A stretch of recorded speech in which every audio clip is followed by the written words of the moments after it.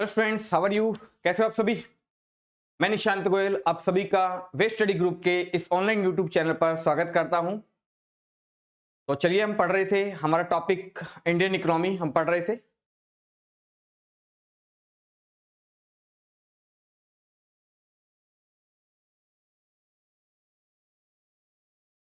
भारतीय अर्थव्यवस्था, Indian economic. साथियों, इसके अंदर हम देख रहे थे इंडियन इकोनॉमिक हमने पढ़ा। नेशनल इनकम 4 प्रकार से हम कैलकुलेट कर सकते हैं। काफी इंपॉर्टेंट टॉपिक है। GDP, gross domestic product, NDP, net domestic product, GNP, gross national product and NNP, net national product. 4 प्रकार से हम कैलकुलेट कर सकते हैं हमारे नेशनल इनकम को। GDP, NDP, GNP and NNP. GDP होती है देश की भौगोलिक सीमा के अंदर जो किया गया उत्पादन है। एनडीपी होता है अगर जीडीपी में से मैं माइनस कर दूं डेप्रिसिएशन को, तो मेरे पास क्या आ जाएगा? एनडीपी आ जाएगा। जीएनपी क्या होता है? जीडीपी के अंदर विदेशों में रह रहे भारतीय उनकी इनकम को जोड़ देंगे और माइनस भारत में रह रहे विदेशी, भारत में रह रहे विदेशी उनकी इनकम को क्या कर देंगे? माइनस कर देंगे। तो हमारे पास क्या आ जाएगा? जीएनपी आ जाएगा। और एनएनपी क्या होता है? अगर जीएनपी में से डेप्रिसिएशन को माइनस कर दे, डेप्रिसिएशन का मतलब होता है गिरावट, मूल्य ह्रास को माइनस कर दें, तो हमारे पास क्या आ जाएगा? एनएनपी, नेट नेशनल प्रोडक्ट आ जाएगा। अगर मैं इसको इस प्रकार से करूं, जीएनपी को अगर मैं यहां रखूं और यहां ले जाऊं, तो जीएनपी बराबर में क्या होता है? देखो, जीएनपी अगर मैं निकालना चाहता हूं, जीएनपी कितनी है, तो ये माइनस डेप्रिसिएशन वहां चला जाएगा। तो एनएनपी के अंदर अगर डेप्रिसिएशन को जोड़ दें, तो मेरे पास क्या आ जाएगा? जीएनपी आ जाएगा। ध्यान रखना है साथियों, एनएनपी, नेट नेशनल प्रोडक्ट में अगर डेप्रिसिएशन मतलब मूल्य ह्रास को जोड़ दिया जाए, तो मेरे पास क्या आ जाएगा साथियों? एनएनपी, ग्रोस नेशनल प्रोडक्ट, सकल राष्ट्रीय उत्पाद आ जाएगा। बात समझ आई? लेकिन एनएनपी याद रखना है, क्योंकि एनएनपी ही हमारी क्या कहलाती है? नेशनल इनकम कहलाती है। एनएनपी ही हमारी क्या कहलाती है? नेशनल इनकम कहलाती है, राष्ट्रीय आय कहलाती है। ध्यान रखना है, एनएनपी हमारी क्या कहलाती है? राष्ट्रीय आय कहलाती है। यह चीज आपको ध्यान रखनी है, ठीक है? एनएनपी, नेट नेशनल प्रोडक्ट, क्योंकि इसमें सारे खर्चे निकाल दिए, ठीक है। उसके बाद जो विदेशों के अंदर हमारे भारतीय रह रहे थे उनकी इनकम को जोड़ दिया, इंडिया के अंदर जो विदेशी लोग रह रहे थे उनकी इनकम को माइनस कर दिया, तो इसके अंदर जो भी बचा है वो सारे इंडियंस हैं। और डेप्रिसिएशन को माइनस करने के बाद जो हमारे सामने बचा वो क्या कहलाता है? नेशनल इनकम, राष्ट्रीय आय कहलाता है। क्लियर साथियों यहां तक? चलिए, इसके बाद बात करते हैं इसके अंदर कि जो प्राइस होता है वो प्राइस हम डिसाइड करते हैं 2 तरीकों से। नेक्स्ट हेडिंग लिखते हैं हम, प्राइस। इसके अंदर 2 तरह के प्राइस होते हैं।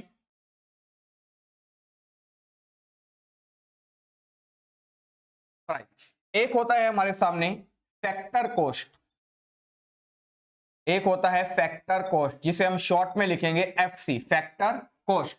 और एक होता है हमारे सामने मार्केट प्राइस, एक होता है हमारे सामने मार्केट प्राइस मतलब एमपी। इसको शॉर्ट में हम बार बार यूज करेंगे, एफसी, फैक्टर कॉस्ट, और एमपी, मार्केट प्राइस। ये क्या होते हैं फैक्टर कॉस्ट और मार्केट प्राइस? समझना इसको ध्यान से, काफी अच्छा टॉपिक है, इंटरेस्टिंग भी है ये चीजें। फैक्टर कॉस्ट क्या होता है? देखो, कोई भी अगर हम बिजनेस स्टार्ट करना चाहते हैं, कोई भी हम नया बिजनेस स्टार्ट करना चाहते हैं, नई फर्म स्टार्ट करना चाहते हैं, कोई नया प्रोडक्शन करना चाहते हैं, तो उसके लिए हमें क्या चाहिए? सबसे पहले तो लैंड चाहिए, पहली चीज भूमि चाहिए काम करने के लिए, जगह चाहिए प्रोडक्शन करने के लिए। दूसरी चीज हमें क्या चाहिए? लेबर चाहिए काम करने के लिए, मजदूर चाहिए हमें, श्रमिक चाहिए, लेबर चाहिए। तीसरी चीज हमें चाहिए रॉ मटेरियल चाहिए, हमें कच्चा माल चाहिए जो हम काम करना चाहते हैं, जिसको हम फिनिश गुड के अंदर तैयार करना चाहते हैं। लकड़ी चाहिए अगर टेबल का काम कर रहे हैं, फर्नीचर का काम कर रहे हैं, ठीक है। और एक चाहिए हमें कैपिटल, पैसा। तो ये 4 फैक्टर होते हैं। मान लीजिए ये बोर्ड है, ये व्हाइट बोर्ड है, इस व्हाइट बोर्ड को बनाने के लिए पहली चीज तो क्या चाहिए, लैंड चाहिए, भूमि चाहिए, अपनों को चाहिए बिल्कुल। दूसरी चीज, इसको काम करने के लिए लेबर चाहिए, चाहिए, जो इसके अंदर कटिंग वगैरह करते हैं, इसकी प्लाई वगैरह अटैच करते हैं, ठीक है, चारों तरफ फ्रेमिंग करते हैं, जो इसको स्टिच करते हैं, ठीक है, सारी होती है इसके अंदर, लेबर चाहिए और कुछ कैपिटल भी चाहिए। तो फैक्टर कॉस्ट क्या कहलाता है कि प्रोडक्शन के टाइम पे जो प्राइस लगता है, प्रोडक्शन करने के टाइम पे जो इसके अंदर प्राइस लगा, जो इसकी कीमत लगी, जो इसके अंदर पैसा लगा, वो क्या कहलाता है, फैक्टर कॉस्ट कहलाता है। दोबारा देख लीजिए, इस व्हाइट बोर्ड को बनाने के लिए मान लीजिए लैंड चाहिए, तो लैंड का मुझे रेंट देना पड़ेगा या खरीदनी पड़ेगी, उसका मेरा पैसा लगा। दूसरी चीज, लेबर काम कर रही है, मान लीजिए 500 रुपए के अंदर एक लेबर काम कर रही है, ठीक है, और इसी प्रकार से 10 लेबर लगी हुई है, तो उनको सैलरी जाएगी, बिल्कुल जाएगी। तीसरी चीज, उसके अंदर कुछ रॉ मटेरियल लगा, जैसे कीले लगी, हैमर हथौड़ा वगैरह की यूज हुआ, औजार चाहिए इसके लिए हमें, कुछ घास फूस चाहिए, बोर्ड चाहिए, प्लाई चाहिए चारों तरफ लगाने के लिए कुछ, ठीक है, प्लास्टिक वगैरह चाहिए, उन सबको मिलाकर एक बोर्ड को बनाने में, इस बोर्ड को बनाने में कितना खर्चा आया, वो क्या कहलाता है, फैक्टर कॉस्ट कहलाता है। इन सबको मिलाकर मान लीजिए इसका खर्चा कितना आया, 500 रुपए आया। तो उस बोर्ड को बनाने में, अपने कहते हैं ना कि यार हमारे जैसे कपड़ों का काम है या मोबाइल का काम है या हमारा फर्नीचर का काम है, तो फर्नीचर का कारीगर कहता है यार 500 रुपए तो इसका बनाई के लग गए, कहते हैं ना अपने कई बार 1000 रुपए तो इस चेयर को बनाने में खर्च हो गया मेरा, मतलब उसके अंदर जो गम चाहिए, कीले चाहिए, और उसके अलावा लकड़ी चाहिए, लेबर चाहिए, इलेक्ट्रिसिटी भी चाहिए होती है हमें, इन सभी चीजों की यूज पड़ती है।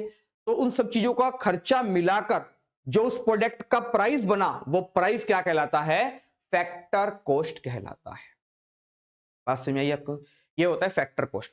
अब वो चीज क्या 500 रुपए की बिकेगी, बताइए, क्या अब ये जो चीज है ये क्या 500 रुपए की बेचूंगा मैं इसे, नहीं, मैं इसके अंदर अपना टैक्स भी जोड़ते हैं, सब्सिडी भी इसके अंदर जोड़ते हैं।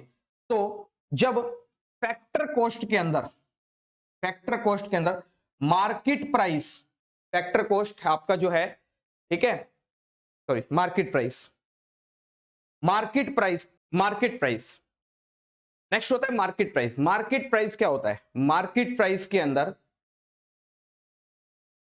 क्या करते हैं, फैक्टर कॉस्ट तो लगी होती है, जितना पैसा लगा होता है वो तो लगा होता है, प्लस क्या होता है, टैक्स जुड़ जाता है, और सब्सिडी क्या हो जाती है, माइनस हो जाती है। ध्यान रखना ये चीज, जो मार्केट प्राइस है, जैसे मान लीजिए इस बोर्ड को बनाने में 500 रुपया खर्चा आ गया, अब मैंने क्या किया, इसके पीछे एक टैग लगा दिया एमआरपी का, और उस एमआरपी का टैग लिख दिया मैंने 750 रुपए।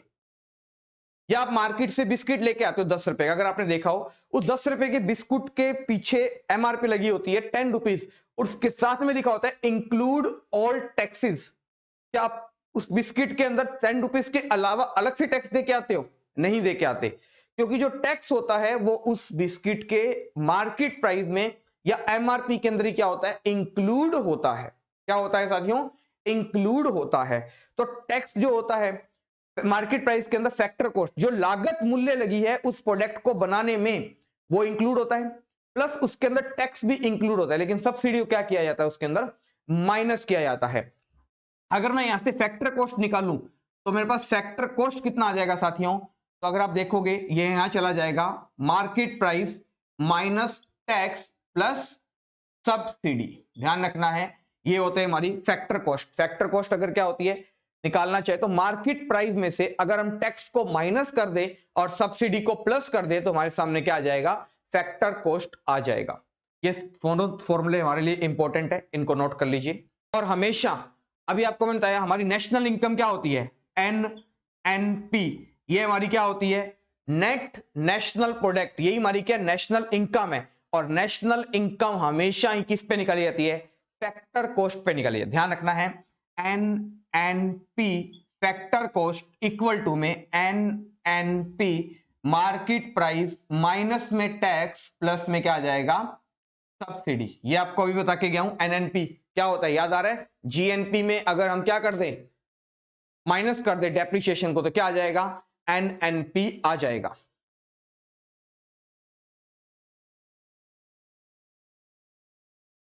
क्लियर है। और ये आपको पता है एनएनपी फैक्टर कॉस्ट हमारा क्या कहलाता है, नेशनल इनकम कहलाता है। तो नेशनल इनकम का फॉर्मूला क्या हो गया, एनएनपी मार्केट प्राइस माइनस में क्या हो गया टैक्स, प्लस में क्या हो जाएगा आपका सब्सिडी हो जाएगा।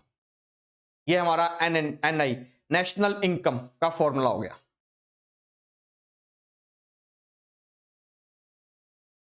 क्लियर है यहां तक साथियों, ध्यान रखना है, दोबारा देख लीजिए। फैक्टर कॉस्ट क्या होता है, किसी प्रोडक्ट को बनाने में जो खर्चा लगा वो क्या कहलाता है, फैक्टर कॉस्ट कहलाता है। ठीक है, ये मार्कर है, इस मार्कर को बनाने के लिए मुझे काफी कुछ मटेरियल की जरूरत पड़ी होगी, प्लास्टिक चाहिए होगा, इंक की बोतल चाहिए होगी, रिफिल चाहिए होगी, ये सारा बनाने के अंदर इसका खर्चा लगा मान लीजिए 12 रुपए का। अब क्या मैं इसको 12 रुपए का बेचूंगा, नहीं बेचूंगा, मैंने इस पर एमआरपी लगा दिया 25 रुपीज का एमआरपी लगा दिया। अब उस एमआरपी के अंदर आपने देखा हो तो फैक्टर कॉस्ट के अंदर क्या जुड़ा होता है, फैक्टर कॉस्ट के अंदर क्या जुड़ा होता है, उस टैक्स, मतलब जो हमने मार्कर बनाया है, पहली चीज तो उसकी लागत होती है प्लस उसके अंदर क्या होता है, टैक्स इंक्लूड होता है, और सब्सिडी को हम क्या कर देते हैं, उसमें से माइनस कर देते हैं। ये हमारे सामने क्या आता है, मार्केट प्राइस आ जाता है जो उसका एमआरपी है मान लेते हैं। ठीक है, फैक्टर कॉस्ट क्या होता है, फैक्टर कॉस्ट, अगर फैक्टर कॉस्ट निकाले तो मार्केट प्राइस में से अगर टैक्स माइनस कर दिया जाए और सब्सिडी को जोड़ दिया जाए तो क्या आ जाता है साथियों, फैक्टर कॉस्ट आ जाता है। एनएनपी, यही मैंने आपको बताया था, हमारी नेशनल इनकम क्या होती है, एनएनपी, नेट नेशनल प्रोडक्ट हमारी क्या होती है, नेशनल इनकम होती है। एनएनपी फैक्टर कॉस्ट बराबर है NNP market price minus tax plus subsidy के, बिल्कुल सही है। एनएनपी फैक्टर कॉस्ट ही हमारी क्या कहलाती है, नेशनल इनकम। और चीज ध्यान रखना, हमेशा नेशनल इनकम फैक्टर कॉस्ट पे, लागत मूल्य पर ही कैलकुलेट की जाती है। ध्यान रखना है साथियों, हमेशा national income factor cost per ही कैलकुलेट की जाती है, लागत मूल्य पर। तो नेशनल इनकम क्या हो जाएगी हमारी, NNP market price minus tax plus subsidy, ये हमारी नेशनल इनकम आ गई।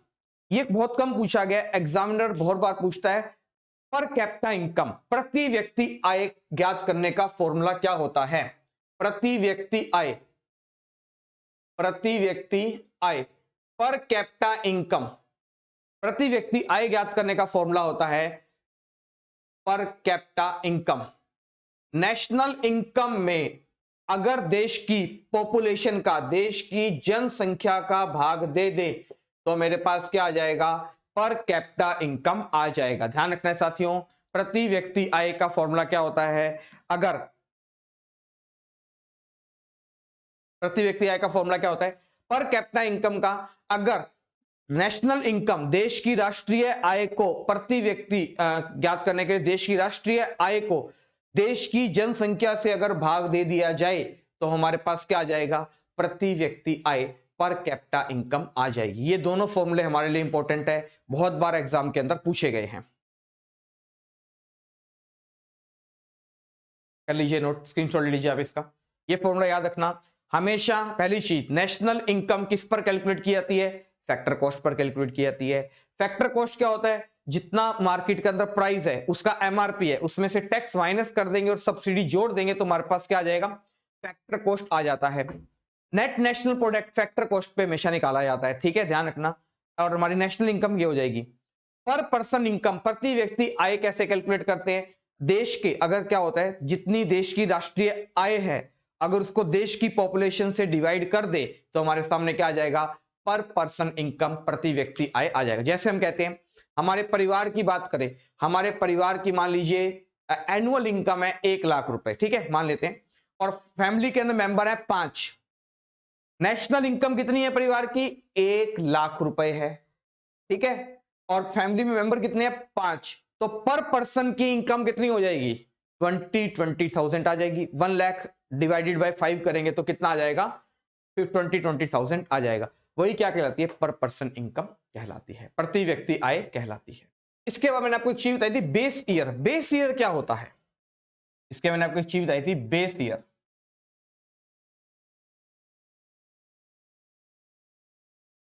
आधार वर्ष, बेस ईयर का मतलब होता है आधार वर्ष।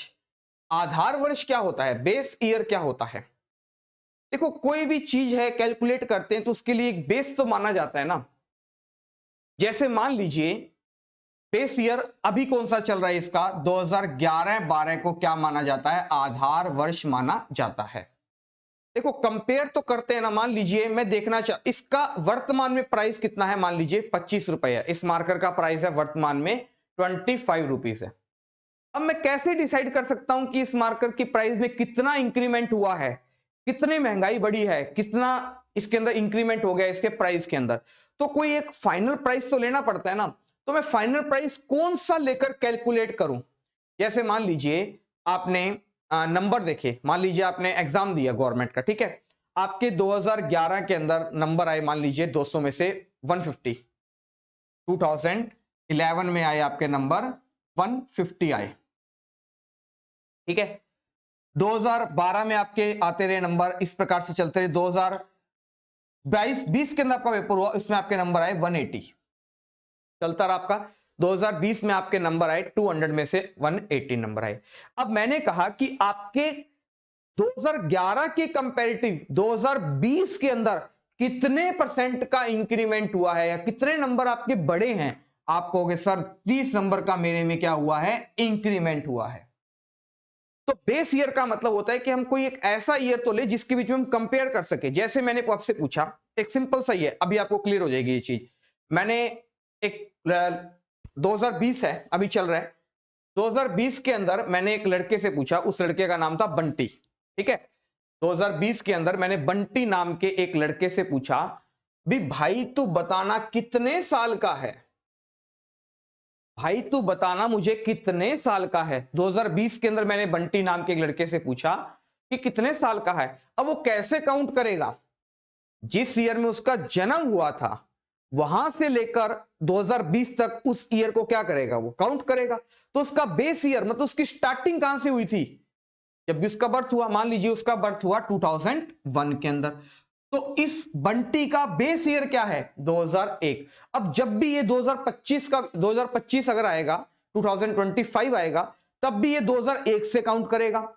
अगर आ जाता है 2022 तब भी ये 2001 से काउंट करेगा, क्योंकि एक स्टार्टिंग का ईयर तो लेना पड़ता है ना कोई, कि कितना हो गया, कितने साल का हो गया। उसी प्रकार से हमारे देश के अंदर नेशनल इनकम कैलकुलेट करने के लिए भी एक बेस ईयर बना दिया जाता है कि उस ईयर के अंदर कितना था और इस ईयर में कितना है। मान लीजिए 2011-12 के अंदर एक कार है, मान लीजिए उसका प्राइस था 3 लाख रुपए, उसका प्राइस कितना था, 3 लाख रुपए थी। एक होंडा सिटी कार थी, मान लीजिए उसका प्राइस था 3 लाख रुपए। अब 2020-21 चल रहा है, इसके अंदर उसका प्राइस हो गया बढ़कर 10 लाख रुपए, बढ़ा है। अब मैंने कहा कि कितने परसेंट का हुआ है, मतलब कितना इंक्रीमेंट हुआ है, तो ये डिफरेंस तो वो बेस ईयर, मैंने किसी ना किसी को तो बेस बनाना पड़ेगा ना। तो कितना है, 7 लाख, आप कह सकते हो 7 लाख का प्राइस में क्या होगी, बढ़ोतरी हो चुकी है, इंक्रीमेंट हो चुका है। तो यही क्या कहलाता है, बेस ईयर, आधार वर्ष कहलाता है। और राष्ट्रीय आय का अब अभी तक का, अभी जो चल रहा है बेस ईयर, वो क्या चल रहा है, 2011 और 12, ये हमारा क्या चल रहा है, आधार वर्ष चल रहा है। बात समझ में आई आपको। तो एक होता है करंट ईयर जो हमारा चल रहा है, और एक होता है बेस ईयर जिसको हम कैलकुलेट करते हैं। किसी को आधार तो मानना ही पड़ेगा ना, किसी को बेस तो बनाना ही पड़ेगा कि हम उसके कंपैरिजन कर सके। कंपैरिजन करने के लिए कम से कम 2 चीजें होनी चाहिए। आपने आज तो बता दिया कि सर आज मोबाइल का प्राइस है 20,000 रुपए, ठीक है। तो अब कंपैरिजन कर रहे हो तो कब किससे कर रहे हो, कितने साल पहले से कर रहे हो, हम कंपैरिजन कर रहे हैं 2011 और 12 के। ये हमारी होती है नेशनल इनकम। समझ में आया होगा आई होप। इसके क्वेश्चंस आपको करवाऊंगा मैं पूरे लास्ट, जब आपकी पूरी ये टॉपिक हो जाएंगे क्रीम कंप्लीट, उसके बाद आपका लास्ट के अंदर मैं इनके जितनी प्रीवियस ईयर के क्वेश्चंस हैं वो सारे आपको मैं करवाऊंगा। क्वेश्चन कैसे कैसे पूछे जाते हैं मैं ये भी आपको बताऊंगा। बस आपको क्या है, अभी आपको प्रॉपर तरीके से नोट्स बनाते रहना है, चीजों को नोट करते रहना है, समझते रहना है। जब हम क्वेश्चंस करेंगे ना, तब आप खुद देखते जाओगे, चीजें अपने आप क्लियर होती जाएंगी आपके सामने। तो घबराने की बिल्कुल भी जरूरत नहीं है साथियों आपको, बिल्कुल काफी अच्छा टॉपिक है ये नेशनल इनकम का। तो समझ में आया होगा आपको। इसके अंदर हमने पढ़ा था नेशनल इनकम होती क्या है, कि कोई भी प्रोडक्ट है उसका जो फाइनल जो प्राइस होता है वो क्या कहलाता है, उसका नेशनल इनकम कहलाता है। नेशनल इनकम कैलकुलेट कौन करती है, वर्तमान के अंदर एनएसओ द्वारा किया जाता है। नेशनल इनकम कैलकुलेट करने के कितने होते हैं रूल, 4 होते हैं। कौन कौन से होते हैं, फर्स्ट होता है आपका जीडीपी, और आपको मैंने ये भी बताया था जीडीपी जो होती है वो साल में कितनी बार कैलकुलेट की जाती है, तो जीडीपी एक साल के अंदर 4 बार कैलकुलेट की जाती है। जीडीपी एक साल में कितनी बार कैलकुलेट की जाती है, 4 बार कैलकुलेट की जाती है। और नेशनल इनकम हर साल कैलकुलेट की जाती है कि पर पर्सन कितने इनकम कैलकुलेट हो रही है। अगर इसके अंदर मैं बात करूं कि चालू वर्ष 2019-20 की अगर मैं बात करूं 2019-20, क्योंकि अभी 20-21 तो चल रहा है, इसका तो अगले साल आएगा। 2019-20 के अंदर जो ईयर थे उसके अंदर पर पर्सन इनकम कितनी थी, तो उसमें पर पर्सन इनकम थी 1,35,050 रुपए। ध्यान रखना, पर पर्सन इनकम 2019-20 के अंदर कितनी थी, 1,35,050 रुपए थी। और अगर मैं बेस ईयर को मानूं, आधार वर्ष को मानूं, मतलब 2011-12 की अगर मैं बात करूं, तो उस समय हमारे देश की नेशनल इनकम सॉरी पर पर्सन इनकम कितनी थी, 96,559 रुपीस थी। ये मैं आपको बता रहा हूं प्रति व्यक्ति आय, प्रति व्यक्ति आय। ये आपको मैं ऐसे बता देता हूं और क्लियर कर देता हूं। मैं आपको बता दें, सबसे पहले भारत देश के अंदर राष्ट्रीय आय की जो कैलकुलेशन है, नेशनल इनकम की कैलकुलेशन है, 1868 में दादा भाई नौरोजी ने की थी। उस समय उन्होंने प्रति व्यक्ति आय पर पर्सन इनकम कितनी बताई थी, 20 रुपए बताई थी पर एनम। क्लियर है, हर साल आती है उसके बाद। अब करंट की बात करें 2011-12 के अंदर जो हम बेस ईयर मान रहे हैं, उसमें कितनी थी पर पर्सन इनकम थी, 96,559 रुपीस थी पर एनम। फिर बात करें 2019-20 के अंदर उनकी भारत देश के अंदर पर पर्सन, ध्यान रखना ये मैं बता रहा हूं, पर कैपिटा इनकम, प्रति व्यक्ति आय, ठीक है, एक पर्सन की बता रहा हूं मैं, 2019-20 में कितनी हो गई, 1,35,050 रुपए पर एनम हो गई।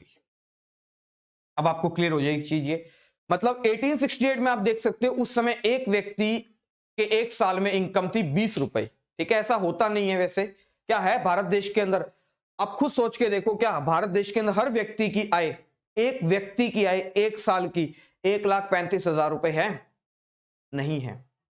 ठीक है, लेकिन ये कागजों के अंदर जरूर है, तो हमें तो मानना पड़ेगा। ठीक है, आप खुद देख रहे हो, क्या भारत देश के अंदर हर व्यक्ति 1,35,000 रुपए या 30,000 मान लेते हैं अगर मैं, ठीक है, इतना पैसा क्या कमा रहा है हर व्यक्ति एक साल का, बताइए। लेकिन ठीक है, लेकिन 2011-12 में कितनी थी, 96,559 रुपीस थी पर एनम, और 2019-20 में थी 1,35,050 रुपए। यही आधार वर्ष क्या है हमारा, ध्यान रखना 2011-12 क्या है हमारा, बेस ईयर है, और ये है हमारा करंट ईयर अभी चालू जो चल रहा है, अभी 20-21 की अगले साल है, क्योंकि 2021 तो चल ही रहा है हमारा। ठीक है ना, ये फाइनेंशियल ईयर के अकॉर्डिंग निकाली जाती है। आपको बताया था मैंने, हमारे भारत देश का फाइनेंशियल ईयर क्या है, 1 अप्रैल से लेकर 31 मार्च तक, ये हमारे भारत देश का क्या है, वित्तीय वर्ष है। और आरबीआई का वित्तीय वर्ष क्या है, यह भी ध्यान रखना, आरबीआई का वित्तीय वर्ष होता है 1 जुलाई से लेकर 30 जून तक। यह किसका होता है, रिजर्व बैंक ऑफ इंडिया का क्या होता है, फाइनेंशियल ईयर होता है, वित्तीय वर्ष होता है। दोनों चीजें ध्यान रखना है, बहुत बार पूछी गई हैं। भारत सरकार का वित्तीय वर्ष क्या होता है, फाइनेंशियल ईयर होता है 1 अप्रैल से 31 मार्च तक होता है, और आरबीआई का फाइनेंशियल ईयर होता है 1 जुलाई से लेकर 30 जून तक का होता है। आप देखते हो, बजट हम पढ़ेंगे आगे नेक्स्ट क्लास में, कि बजट जो आता है वो 1 अप्रैल से पूरे इंडिया के अंदर क्या होता है, इंप्लीमेंट कर दिया जाता है, और 31 मार्च तक आपको ध्यान होगा क्लोजिंग की लास्ट डेट होती है, टैक्स पे करना होता है हमें, उस टैक्स के पैसों से सरकार क्या करती है, देश का खर्चा चलाती है सारा। समझ में आएगा आपको नेशनल इनकम क्या होता है, इसके हम क्वेश्चन करेंगे और आपको अच्छे से क्लियर होता रहेगा। तो धन्यवाद साथियों, आज की क्लास में आपके लिए इतना ही। नेक्स्ट क्लास में हम कुछ और नए टॉपिक के साथ शुरुआत करेंगे, टॉपिक के साथ पढ़ेंगे। तब तक के लिए थैंक यू। घर पे रहिए, खुश रहिए, स्वस्थ रहिए, खूब मन लगा के पढ़ते रहिए। वे स्टडी ग्रुप इसी तरह आपके साथ है, आपको समय समय पर मोटिवेट करता रहेगा, आपके लिए नए नए कंटेंट, सिलेबस, जो भी आपको रहता है, एग्जाम आ रहे हैं उस, और एग्जाम ओरिएंटेड जो भी चीजें रहती है आपके लिए तैयार करके आपको प्रोवाइड करवाते रहेंगे। Thank you students.